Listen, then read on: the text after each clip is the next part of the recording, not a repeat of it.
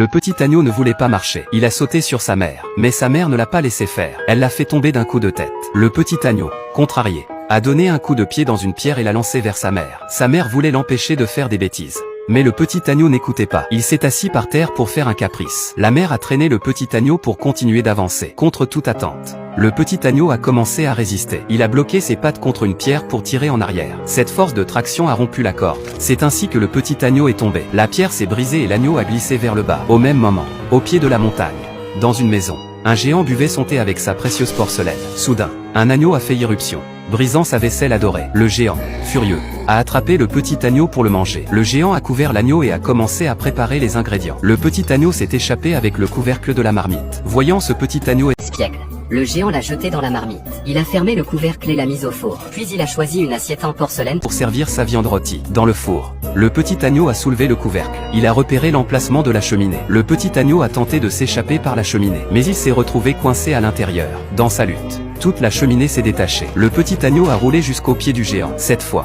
le géant était vraiment en colère. Il a pris un couteau pour attaquer l'agneau. Mais soudain, la poutre du plafond s'est brisée. Plusieurs morceaux de bois sont tombés, manquant de peu de casser la porcelaine préférée du géant. Il a mis à l'abri ses précieuses porcelaines, les plaçant dans un coffre-fort. Le petit agneau, ayant découvert le point faible du géant, a commencé à détruire ses porcelaines. Voyant ses trésors tomber, le géant était désespéré. Il a apporté une échelle pour attraper le petit agneau. L'agneau a sauté sur une étagère voisine. Il a défait les cordes qui retenaient les tonneaux de vin. Tous les tonneaux ont roulé, créant un trou dans le plancher. Le petit agneau a ensuite sauté sur le coffre-fort. Il défiait les limites du géant. Voyant sa porcelaine dans le coffre, le géant s'est mis à genoux, suppliant l'agneau de l'épargner. Mais le petit agneau a quand même appuyé dessus. Le coffre est tombé dans la rivière. Le géant s'est effondré sur le sol, instantanément calmé. À ce moment, le petit agneau était à ses côtés. Le géant l'ignorait. Voyant la souffrance du géant, le petit agneau a compris son erreur. Il a reconstitué un service à thé avec les morceaux cassés. Face à ce petit agneau repentant, le géant a choisi le pardon. C'est alors que la mère de l'agneau est arrivée. Le petit agneau, heureux de voir sa mère,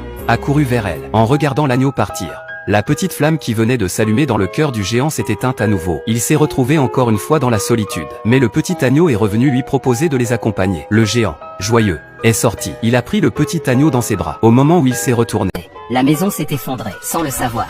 Le geste du petit agneau avait sauvé la vie du géant.